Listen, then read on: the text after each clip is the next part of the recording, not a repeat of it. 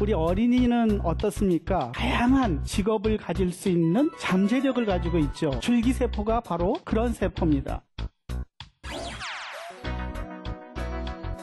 난치병, 불치병 치료 방법이 없는 경우에 줄기세포를 이용하게 되면 치료를 할 수 있는 그런 가능성을 열어놓고 있기 때문에 각광을 받는 거죠.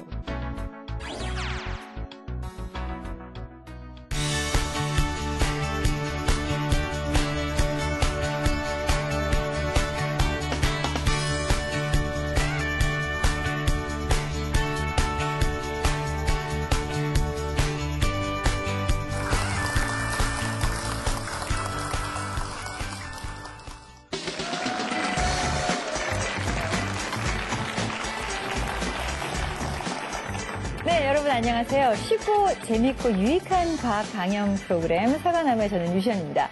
여러분 줄기세포 들어보셨죠? 네. 혹시 줄기세포가 뭔지 나는 정확히 알고 있다 하시는 분 계십니까? 한 친구가 손을 번쩍 들었습니다만 제가 자세히 물어보지는 않겠습니다. 왜냐하면 제가 잘 모르기 때문입니다. 사실 이 줄기세포에 대해서 신문이나 방송을 통해서 우리는 굉장히 많은 얘기를 들었습니다. 하지만 저부터도 줄기세포가 뭐지? 라고 누군가가 물어본다면 자신 있게 대답할 수는 없을 것 같거든요.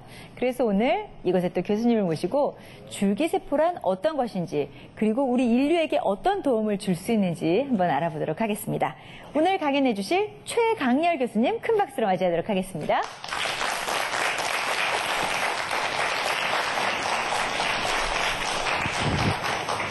네, 안녕하세요. 교수님 반갑습니다. 제가 줄기세포 뭐냐고 물었더니요. 여기 있는 두 학생이 자신 있게 안다고 얘기를 했거든요. 네, 그만큼 네. 관심이 많고 우리가 익숙해 있는 것으로. 그죠. 근데 저는 몰라요. 그래서 줄기세포가 뭔지 좀 여쭤보고 시작했으면 좋겠습니다. 네, 이 줄기세포는 우리 몸에 예를 들어 한 250가지 종류의 다양한 세포들이 있습니다. 이 피부에도 있고 눈에도 있고 이런 세포들을 만들 수 있는 잠재력을 가진 그러한 세포를 줄기세포로 우리 생각을 할 수가 있겠습니다.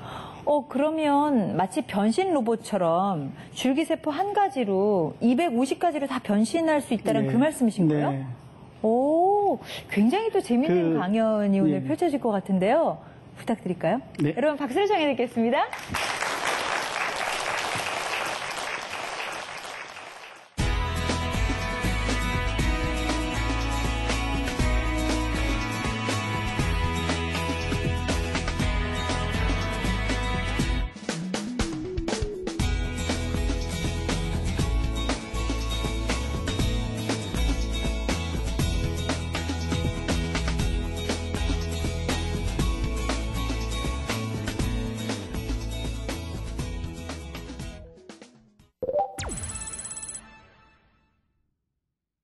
우리나라 사람들은 다 이 줄기세포에 대해서 굉장히 익숙해 있습니다. 하지만 우리가 한번 오늘 줄기세포에 대한 걸 다시 한번 우리가 살펴보고 과연 실과 허가 무엇인지를 한번 우리 살펴보는 기회를 갖도록 하겠습니다.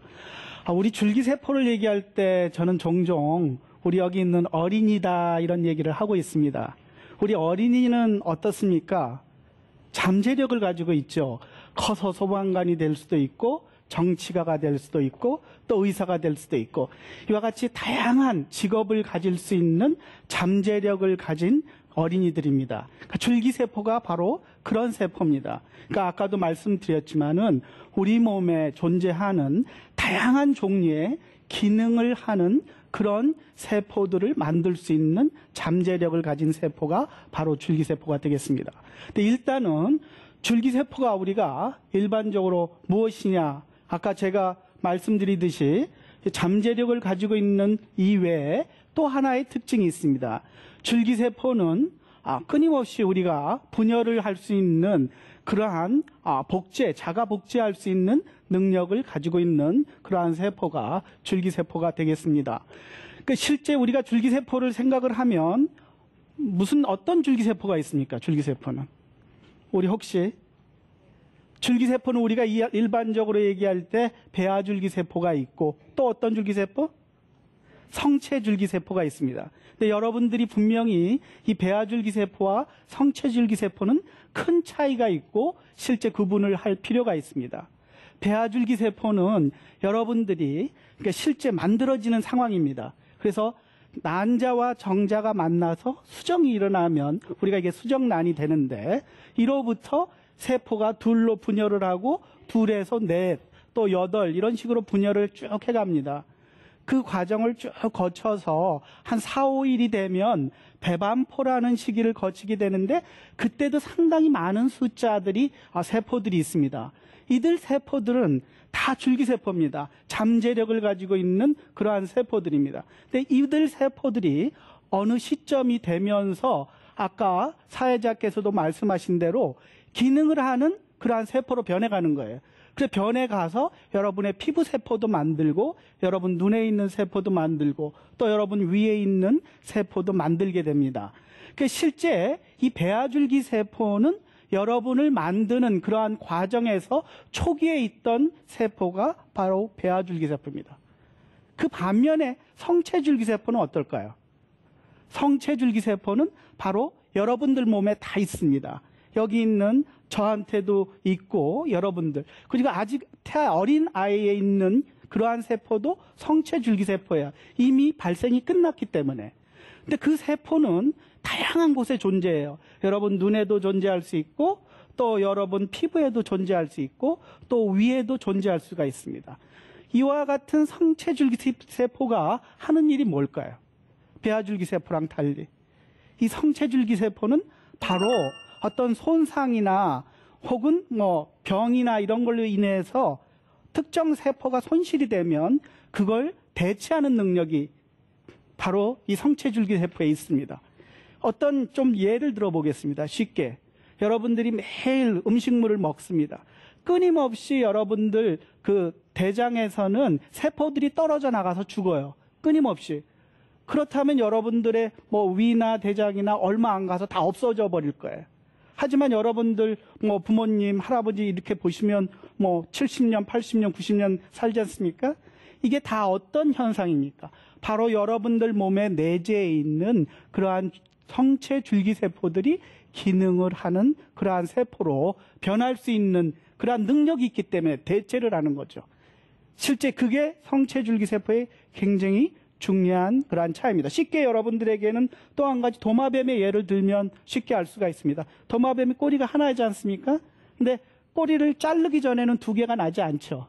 근데 꼬리를 딱 자르면 꼬리가 생기죠. 그때 생기는데 꼬리를 만드는데 그 이용되는 그러한 세포는 여러분들이 성체 줄기세포라고 생각을 하시면 될 것 같습니다. 근데 우리가 줄기세포를 크게 제가 배아줄기세포와 성체줄기세포 두 가지를 말씀드렸는데 자연계에는 존재하지 않는 그러한 줄기세포가 있습니다. 최근에 실제 자연계에는 존재하지 않지만은 사람들이 인위적으로 만든 과학자들이 만든 세포가 있습니다. 이게 바로 유도 만능 줄기세포입니다. 이 줄기세포는 어떻게 만들어지느냐? 실제 여러분처럼 다 자란 이런 성체에 있는 세포를 거꾸로 실제 줄기세포를 만드는 거예요. 근데 그건 자연계에서는 일어나는 일은 아닙니다. 과학자들이 특정 줄기세포를 유지하는 데 필요한 그러한 유전자들을 이 성체세포에 예를 들어 피부세포에 넣어줌으로써 그 피부세포를 줄기세포로 바꾸는 겁니다. 그 같은 일은 실제 나중에 제가 잠깐 언급을 드리겠지만은 실제 줄기세포가 여러 가지 이용되는데 문제점이 있는 경우가 있습니다. 면역 거부 반응이라든지 혹은 윤리적인 이용하는 데 있어서 윤리적인 문제가 있는데 이 유도 만능 줄기세포를 이용하면 그런 문제를 해결할 수 있기 때문에 실제 많은 곽광을 받고 앞으로 연구가 지금 많이 진행이 현재에도 그렇고 미래에도 진행될 예정입니다. 여기 슬라이드에 나와 있는 지금 여러분들이 보시는 과학자가 신지 야마나카 일본 대학의 교수이신데 이분이 처음 유도만능 줄기세포를 만드신 분입니다. 자, 여러분들 이제 줄기세포를 우리가 두 가지를 크게 말씀드렸어요. 성체줄기세포와 배아줄기세포 두 가지를 말씀드렸는데 과연 이 특징과 장단점이 뭔지 근데 큰 차이가 있습니다. 아까 배아줄기세포는 아까 수정을 통해서 여러분들을 만드는 데 이용되는 그러한 근간이 되는 세포라 그랬습니다. 다시 말씀드려서 여러분들의 몸을 구성하는 모든 세포를 만들 수 있는 잠재력을 가진 세포가 바로 배아줄기세포입니다. 성체줄기세포는 어때요? 여러분들 몸의 일부에 존재한다 그랬습니다. 그래서 예를 들어 가장 많은 데가 골수 같은 데인데요. 그럼 예를 들어 골수에 존재하는 성체줄기세포는 우리 몸에 있는 모든 세포를 다 만드는 게 아니라 어떻습니까? 뭐 혈액세포, 예를 들어 적혈구나 백혈구를 만들거나 혈소판 이런 것만 만들 수 있는 제한적인 잠재력을 가지고 있습니다. 그러니까 실제 성체줄기세포와 배아줄기세포는 그와 같은 큰 차이가 있고요. 배아줄기세포는 아까 줄기세포를 제가 말씀드릴 때 여러분들이 까닥까닥 이렇게 하셨는데 이게 계속 분열하는 성격을 가지고 있다고 그랬는데 자가 증식을 할 수 있다고 했는데 그래서 줄기세포는 종종 암세포와 아주 유사한 세포라고 생각을 하고 있어요. 그래서 암세포와 아주 유사한 성격을 가지고 있기 때문에 실제적으로 우리가 가장 이 줄기세포를 이용하는 데 있어 가장 현재 특히 배아줄기세포의 경우 가장 큰 문제가 암세포로 변하지 않도록 하는 게 이게 병원이나 우리 임상에서 이용하고자 하는데 가장 중요한 그러한 포인트가 되겠습니다. 그래서 실제 여러분들이 이 성체줄기세포는 또 한 가지 배아줄기세포랑 달리 배아줄기세포는 사실은 가장 큰 아마 이슈라면 문제점이라면 실제 윤리적인 문제가 항상 대두되고 있습니다. 왜냐하면 아까 수정을 통해서 생명체가 만들어진 거거든요. 그 생명체를 파괴하는 형태의 어떤 연구를 이용한다는 것은 윤리적으로 굉장히 큰 문제가 되고 있습니다. 하지만 성체줄기세포는 많은 경우 자기 것을 뽑아서 다시 그걸 배양이나 어떤 적합한 조건을 맞춰서 다시 자기한테 집어넣기 때문에 윤리적인 문제가 크게 없을 수가 있고 또 면역 거부 반응도 성체줄기세포는 큰 문제가 되지 않습니다. 그렇기 때문에 성체줄기세포가 현재 병원에서 많이 쓰는 그런 형태의 줄기세포가 되겠습니다. 여러분들 오해하지 말아야 될 부분이 있어요. 우리가 줄기세포 하면 병원에서 흔히 항상 치료에 이용되고 이런 부분을 생각하게 되는데요. 배아줄기세포는 사실 그렇지 않습니다. 병원에서 거의 이용되는 경우가 없습니다. 왜 그럴까요? 배아줄기세포는 아까도 잠깐 언급드렸듯이 배아줄기세포의 성격이 아차 잘못하게 되면 암세포로 변할 가능성이 있어요. 치료 목적에 이걸 쓰고자 하는데 암이 생긴다면 여러분들 그걸 원하시겠습니까? 그렇기 때문에 실제 배아줄기세포는 현재 이용되는데 굉장히 제한점을 가지고 있습니다. 현재 많이 사용되는 그러한 줄기세포는 성체줄기세포가 대부분이라고 여러분들이 생각을 하시면 되겠습니다. 근데 일단은 줄기세포를 여러분들이 어떻게 얻는가 한번 우리가 생각을 해보겠습니다. 근데 배아줄기세포는 아까도 말씀드렸지만은 수정을 통해서 만들어지는데 이거를 여러분들이 윤리적인 문제가 있기 때문에 실제 이용할 수가 없어요. 그렇다면 어떻게 해서 배아줄기세포를 얻을까요? 여러분 시험관 아기라고 들어보셨죠? 불임 부부들 아기를 못 가지면 시험관 내에서 정자와 난자를 만나게 해서 수정을 시킵니다. 그래서 그걸 실제 착상을 하게 되면 모체에다 착상을 하면 실제 어떤 아기를 가질 수가 있는데 그 이후 나머지 남아있는 잉여, 남아있는 그런 수정란들 이런 걸 종종 그 불임 부부들이 허가를 해서 이걸 연구에 사용하라 이렇게 사용할 수가 있고요. 또 한 가지는 여러분들 복제양 돌리 잘 아시죠? 정말 센세이션을 일으켰죠. 그 복제양 돌리가 체세포 복제거든요. 그러니까 난자가 있으면 그 안에 있는 핵을 제거하고 복제하고자 하는 생명체 이런 체세포에 있는 핵을 집어넣은 다음에 전기 충격 같은 걸 주게 되면 그런 수정란을 또 만들 수가 있습니다. 그리고 실제 아까 마지막 방법은 아까 말씀드린 유도 만능 배아줄기세포 그런 방법으로 줄기세포를 얻을 수가 있고요. 성체줄기세포는 어떻게 얻을까요? 우리 몸에서 다양하게 얻을 수 있습니다. 굉장히 작은 양으로 존재하기 때문에 뽑기도 힘들고 실제 많은 양으로 배양하는 데도 힘들긴 하지만은 실제적으로 우리 몸의 다양한 부위로부터 우리가 얻을 수가 있습니다.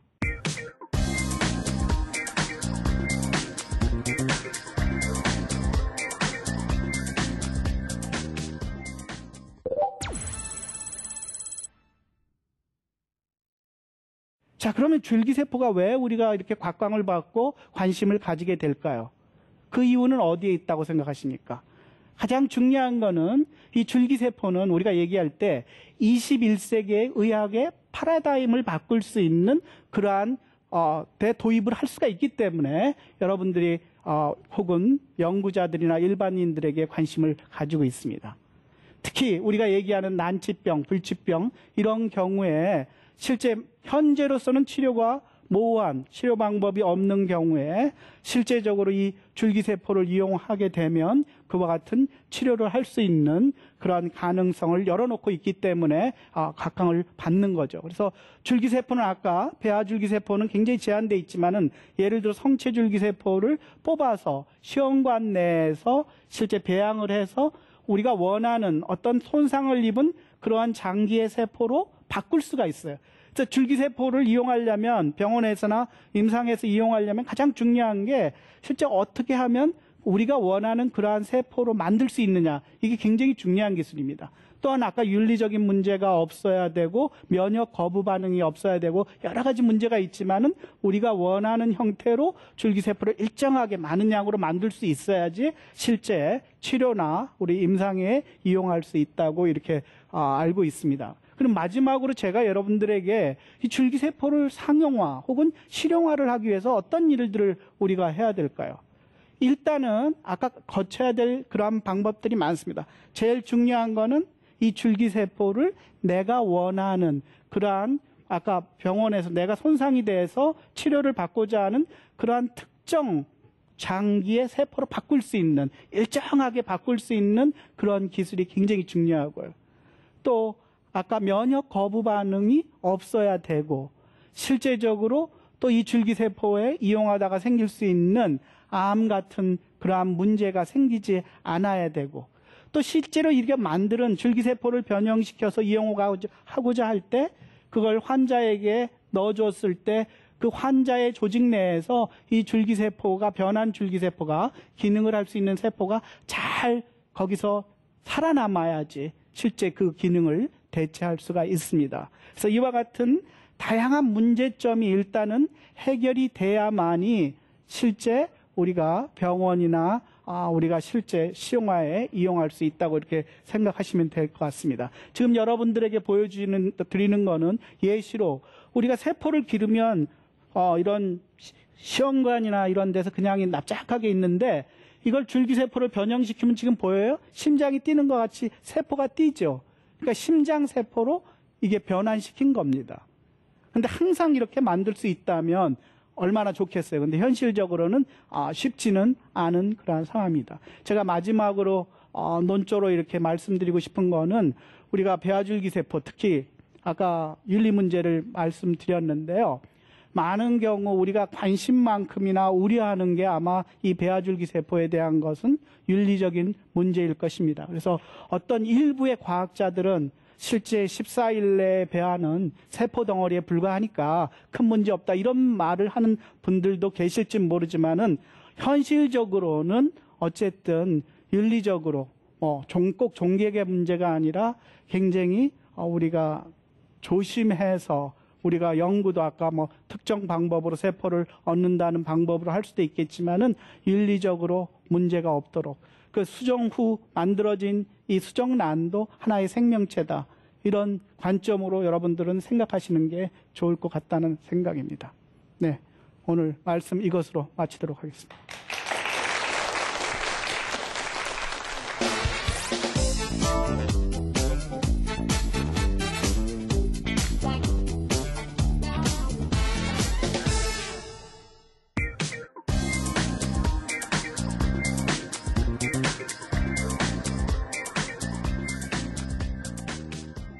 잠재력이 정말 많은 배아줄기세포 같은 경우에는 아무래도 윤리적으로나 안정성으로나 좀 더 고민해야 될 부분이 많은 것 같습니다. 네. 자, 오늘 오신 방청객분들 중에 궁금한 사항 있으면 손을 들어주시겠습니까? 네, 저쪽에 하얀 티셔츠 입은 학생에게 마이크 드릴게요. 배아줄기세포는 우리 몸이 성체가 되면 없어지나요? 네. 네. 좋은 질문인 것 같습니다. 그래서 실제 아까도 말씀드렸지만은 이 배아줄기 세포는 아주 일시적으로 존재하는 그러한 세포가 되겠습니다. 그래서 처음 난자와 정자가 만나서 수정이 이루어졌을 때 그때부터 세포가 분열을 하기 시작해서 한 4, 5일이 지나면 배반포 단계가 있는데 그 단계를 지나면서 어느 정도 시기가 되면 우리 몸에 다양한 기능을 하는 세포로 이렇게 변해가는데요. 그때 이미 변하게 되면 이 배아줄기 세포는 변하고 나서는 소실이 되는 거죠. 그러니까 다 변했기 때문에 실제적으로 더 이상 배아줄기 세포는 존재하지 않습니다. 요즘 출산 후에 제대혈을 보관하시는 분들이 있거든요. 어떤 상관관계가 있습니까? 그 제대혈조차도 우리가 혼동을 하지 말 필요가 있는 게 이 제대혈조차도 우리가 성체 줄기세포를 그 안에 가지고 있다고 생각을 하시면 되겠습니다. 네. 자, 다음 질문은 이 앞에 있는 학생에게 마이크 전달해 주시기 바랍니다.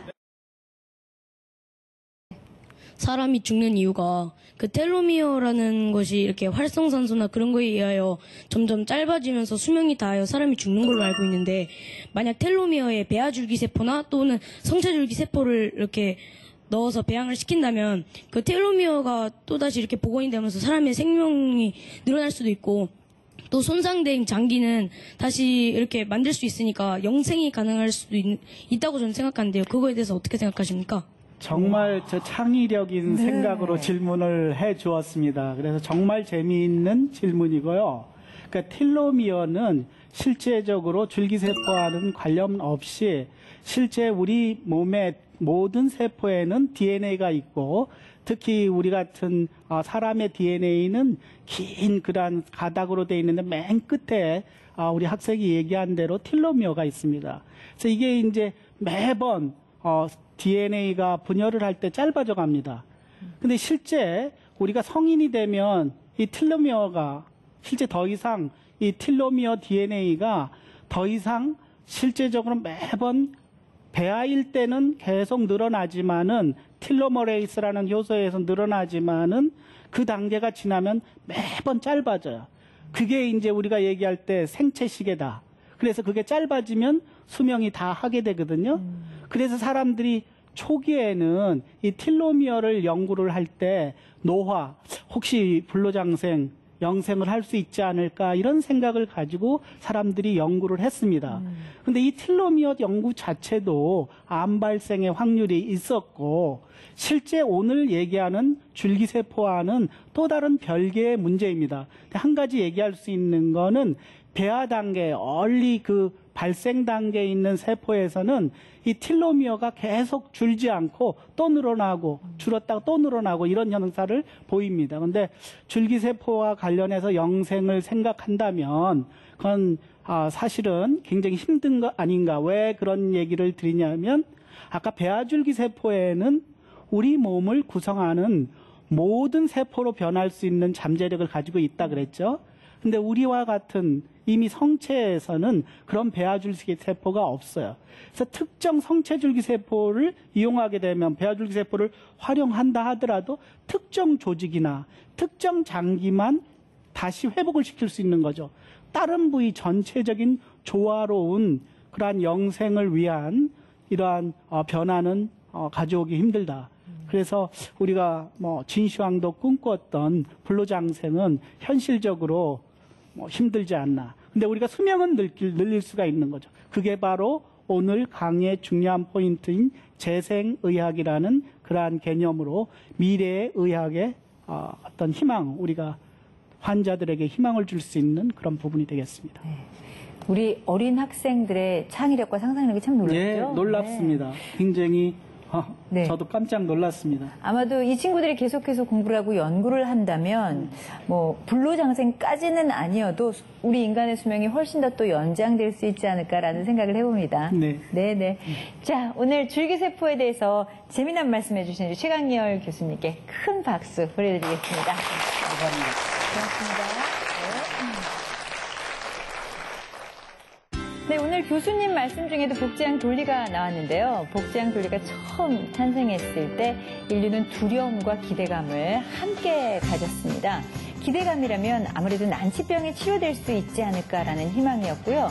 그리고 두려움이라면 복제양 돌리도 가능한데 인간 복제도 가능하지 않을까라는 생각이 있었기 때문입니다. 줄기세포 연구, 빛과 어둠이 함께 가지고 있는데요. 이 둘 중에 과연 어느 것을 선택해야 되는 것은 과학자들이 계속해서 연구해야 될 몫이 아닌가 생각이 드네요. 사과나무 오늘 준비한 수사는 여기까지고요. 저는 다음 이 시간에 다시 찾아뵙도록 하겠습니다. 고맙습니다.